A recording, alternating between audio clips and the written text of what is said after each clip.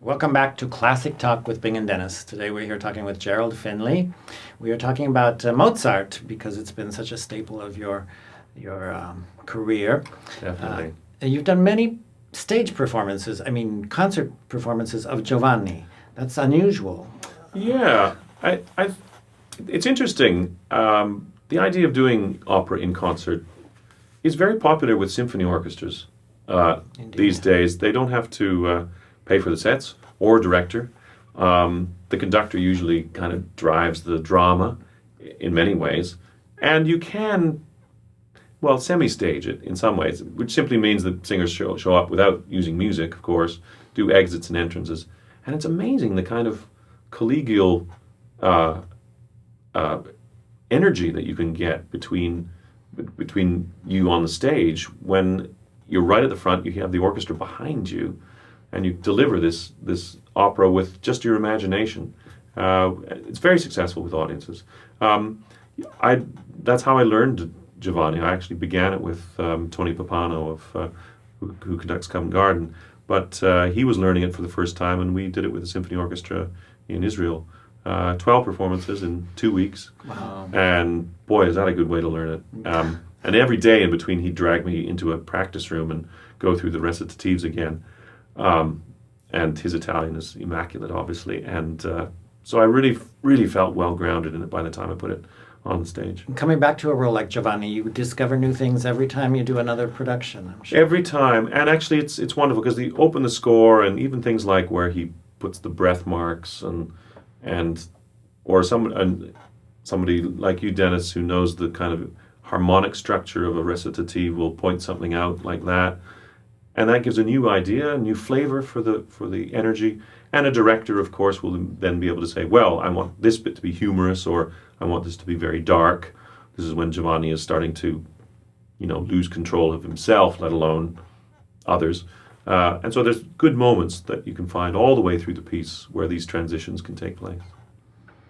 In retrospect, when you start singing, and what do you think when you're younger stage, can you relate to? What did that give you? Like what I learned from the beginning, and then how does it affect what I'm doing now? Well, those are always important times. When you're a student, of course, you feel that there's this huge amount that you need to learn, and you can only learn a little bit of it. The great pleasure of performing a piece over a number of years is that you remember that instant sort of response that you had to the piece. And I love that. I love revisiting that fun of opening the score and saying, oh, I remember this bit.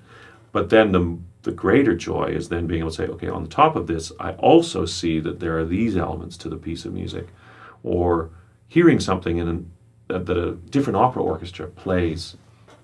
That the bass line is somehow more fun, or you hear the horns laughing. I love the bit in Figaro's last act aria of Marriage of Figaro, where the horns are literally laughing, and also in Leporello's catalog aria. Orchestras play that a different way, and some conductors will say no, very steady here, or sometimes you'll hear the string section just take off, and it's perhaps difficult to conduct, but I love the humor, or the elements of potential humor. Keeps it alive for you to do. Every performance is, a revelation. In opera and concert, do you approach them sort of in the same way?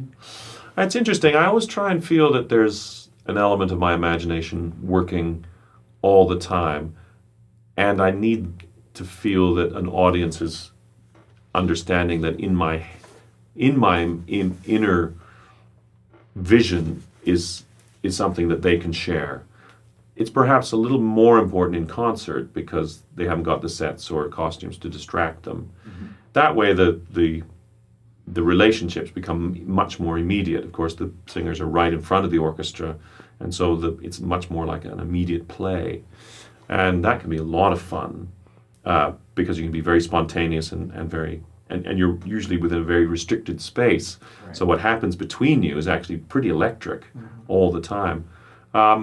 But also on the stage with costumes and makeup, sometimes you feel, well, you already know how you look. Right. So that's easy. But how you handle how you look flicking a coat or your hair or Right. something, giving a posture can lend a lot to your characterization, and I enjoy that part of the stage. Do you think the recital will give you a more chance to closer to the audience? With piano, recital with piano, Right. Yeah. Well, that immediately again is a sharing of inner visions. The poetry coming, hopefully, well remembered out of your soul, really, and being able to. I mean, obviously, the 2 and 3 minute songs, as they are very brief moments of a story or of an emotion or of a circumstance in someone's life, and that takes great concentration all the time. And so you put in a two-part recital where you're with the audience for 45 minutes, then you're dealing with between 12 and 15 songs potentially in each half. And so that's a lot of changing of direction, a lot of imagining, but it keeps your voice fresh and it keeps your concentration really. Which one do you like fresh. better? Again, hate to it's say always, that. it's always the same. I love what I do. I Yes, just of love course. what I do. How many And- recitals do you do in a year? Oh, what I've tried to do Average. is try and perform a third of my life in recital, a third of my life in concert, and a third of a life in opera. You have a partner in recital that you do you do all of your concerts with, With Julius Drake, yeah. How long have you been together? Well, I mean, it sort of became it's been a natural evolution that we've become sort of consistent collaborators. He's somebody who I met relatively early on in my career. When you're a young singer, you work with anybody, and I was really lucky because I was fortunate enough to work with some of the very best of the British collaborators, Roger Vignoles and Malcolm Martineau and Julius, obviously, and it just and I worked happily with all three of them for a good long time, and then it just became a question of availability over more than anything, and Julius and I found that our schedules seemed to be more linked. And then as that happens, you then realize that actually a musician, our understanding between each other was musical as well as intellectual. He has a similarly aged family as I do, and so we could, be fathers away together, and that's also part of the life, the life ingredient that sometimes makes performing, experience shared and similar. Your home base is in London. It is. It's actually outside of London. I live in the countryside in Sussex. Great. In a way to refresh. I mean, having been from Canada, although I did live in Ottawa, it still strikes me as a very sort of nature-orientated lifestyle up there. I loved ice skating, and I loved the winters, and I loved skiing, and lots of countryside in and around Ottawa too. Lots of farmland, and we have the wonderful Rideau Canal, which passes through the middle of the city, and that meant that whenever I was looking for a place in England, well, I realized I was settling in England fairly quickly after my university, and with Glyndebourne, it was a natural place to settle. And the countryside was absolutely gorgeous. Sure. In and around there. And I'm just far enough from London to feel that it's a distance, but close enough to be able to get in for a good rehearsal.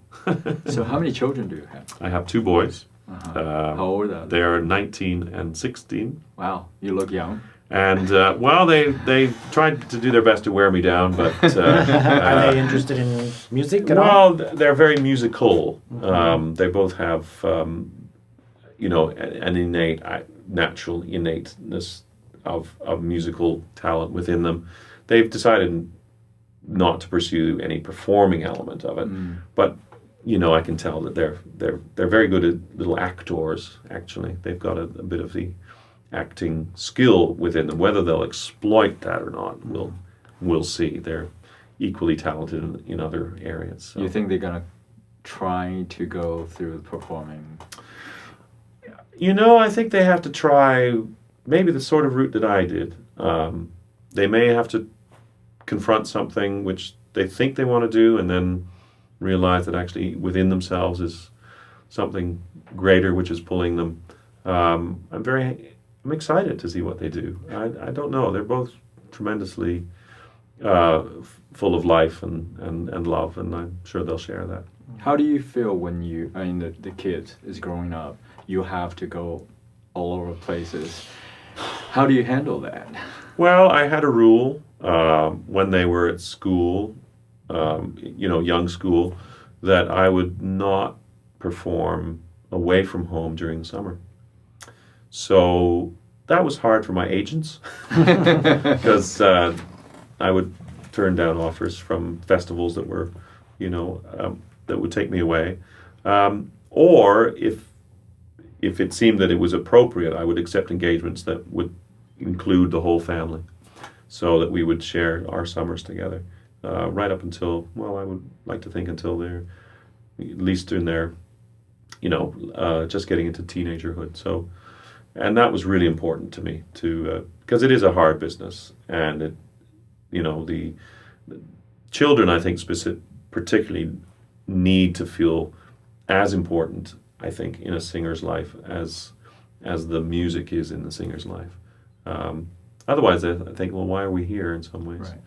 And I do understand there are great challenges in families that are separated over the course of the singer's career. I have my first marriage.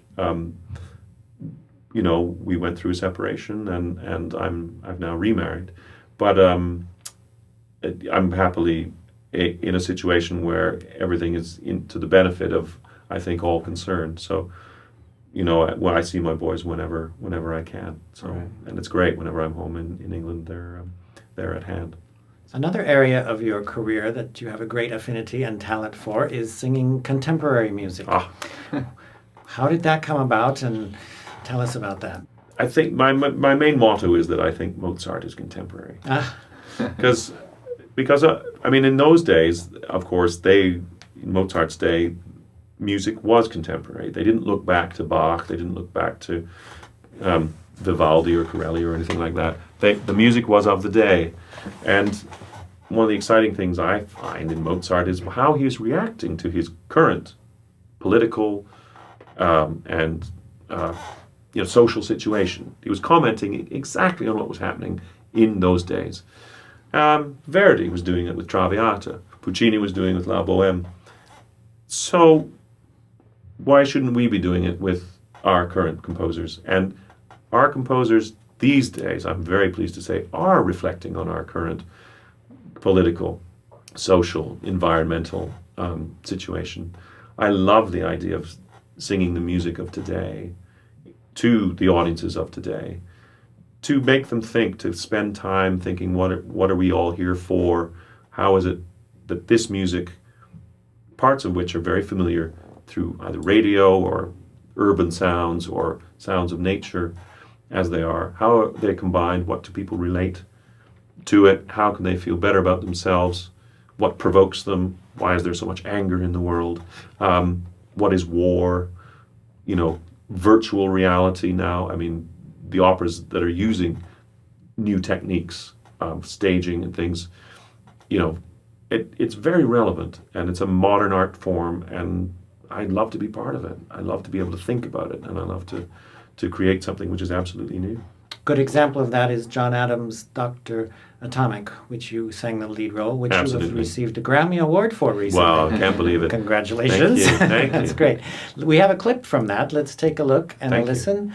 May we have that? Batter my heart, 3% God, for you as yet, but knock, breathe, knock, breathe, knock, breathe, shine and seek to mend. batter my heart, three-personed God, that I may rise and stand, or throw me and bend your force to break, blow,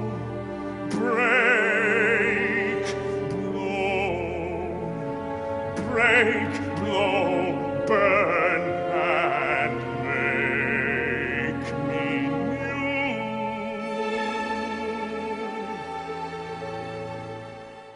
That is wonderful. Tell us about this scene. Set it up if you can do that briefly. Yeah, it's the moment, the night before the first atomic test in Alamogordo in New Mexico.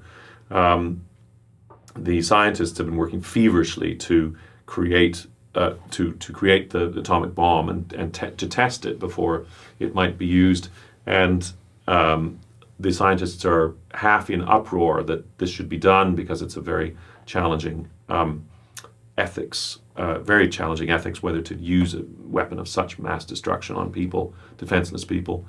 And Oppenheimer, who's the director of the project, has been trying to appease the scientists.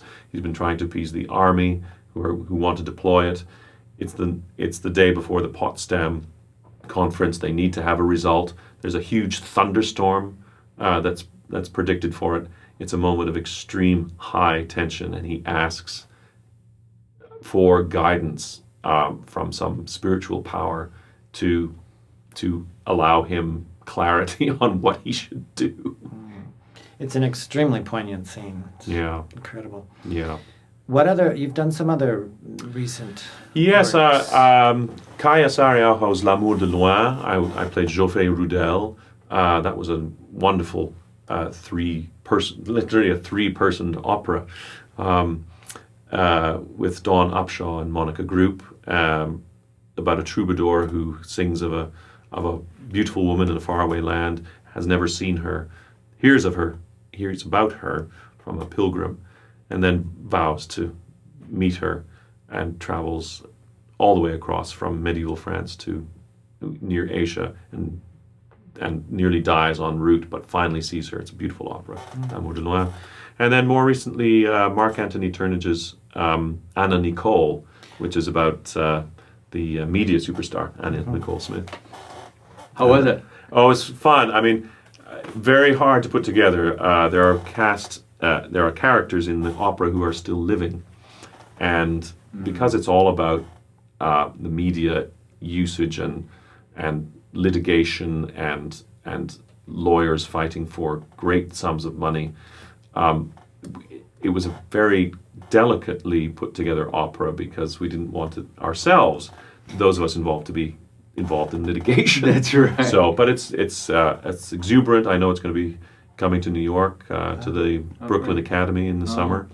I played Howard K. Stern, sort of a composite, not the lawyer himself, but somebody like a manager and somebody who guides someone into their sort of stardom-focused media life. You are very good actors. You always been that way? Well, I don't know. My three older sisters would say I probably always played the clown and always got my mom's attention whenever they always blame someone else. But they would say that my sister is a great actress too, and she didn't do any of that in her life. And there's always been a bit of acting in the family. I've always really enjoyed the process of it. Being somebody different, you release yourself. That's what I love about it. Do you think explore singing and acting really complement to each other? In my circumstance, it's a lovely balance. I love the fact that I can be on the opera stage and singing. I also love the fact that I can be in a recital situation and think about acting, but not hopefully do too much of it. What is the definition of completely a package to you? I don't know whether it exists. I think there are people who get a lot of those wonderful things. They look good, they've got good sense, They've got very positive energy. They're craftsmen, you know, and I think when you have people who take care of what their art is, they listen very well. This is the other thing. Complete packages aren't just out there selling themselves. They're actually absorbing an awful lot as well. Somewhere in between Mozart and contemporary music, there's Mr. Wagner. You recently made a tremendously successful journey into the land of Wagner with the portrayal of Hans Sachs at Glyndebourne. Yeah. Was that a big stretch? Well, it was a big stretch, both personally and I suppose intellectually. From a vocal point of view, because it was at Glyndebourne, which is a relatively small opera house, I was not so fearful of the way it would demand of my singing. In the end, I was perhaps naive, if not a little foolish, perhaps, to try and think that I could encompass a role of Hans Sachs. I'm so pleased it went as well as it did. Everybody seemed to be, you know, relatively taken with my interpretation of it. But it was a hugely collaborative affair with wonderful, the London Philharmonic Orchestra, Vladimir Yurovsky, giving wonderful musical insight, and David McVicker's production, which allowed me as an actor to inhabit a very humane and human story. And of course, at the heart of it, it has the song as its main thrust. And I take great care about my song singing, and to be able to share as a character the importance of singing a song very well to the young beginners is something that I enjoyed sharing very much. We have very little time left, but Yeah. let's listen to a very short clip from this. Great.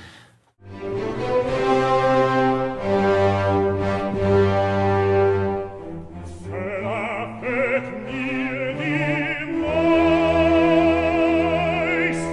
nicht und hört mir ihre Kunst. Was ihnen Hocht und Lobe steht, wie reichlich Wahrheit so Kunst, nicht euren Ahnen noch so wert, nicht eurem Wappen, Stier noch Schwert, dass ihr ein Dichter seid, ein Meister euch befreit. Dem dankt ihr euch euer höchstes Glück. Thank you. That was great. Any comment about this? By that time of the evening, you are tired, I would imagine. Yeah, I think you're either on a real roll and you could sing all night, and that's kind of how I felt when I did my first few performances. You get into a groove, and it's like I just want to do this again and more, and this bring it on. But of course, it did take its toll, and after the first few performances, I really felt as though I was running marathons every few days. And by the end of the run, I did 10 performances of it. It was within a month, and that was enough. Also for my brain, there's so many words. My goodness. What do you think? Singing in the Met. Singing in the Met is it's the world's best bathroom. I mean, it's big, of course, and the sound, you do feel your sound go out. But I like the feeling of that kind of what's this intimate darkness. Right. It's huge, and yet you're not. Only when the lights are on, actually, at the end, when the curtain, when the audience is going out, do you see actually how big it is. You only get a real sense that it is dark out there and it goes somewhere. But I love it. The audiences are tremendous and obviously enthusiastic. So it's such a joy to be here. If there's some young singers coming along, what would you say to them? Well, unfortunately, I do have the pleasure of working with some of the young ones now. First of all, I admire them for taking the course that they're doing, that they're putting all their talents into this. And my advice to them is to, keep enjoying it. If there are challenges in whatever way, then feel like they're the right challenges. Lots of talks about getting your life in order and making sure you read enough poetry. I don't know. I think I've been fortunate to have absorbed that all along the way in my career. The younger ones are under a lot of scrutiny these days, the instant success thing, but it's a long road. And the ones who win the competitions now, sure, they'll have a career of some sort, but it's all those other ones that haven't quite won. Keep at it and keep enjoying it. And enjoy it. On that note, we have to stop, but it's been a great pleasure talking with you, Jerry. Oh, it's been terrific. I've really loved it. Thank you so Thanks. much. This has been Classic Talk. We've been speaking here with Gerald Finley. Classic Talk with Bing and Dennis.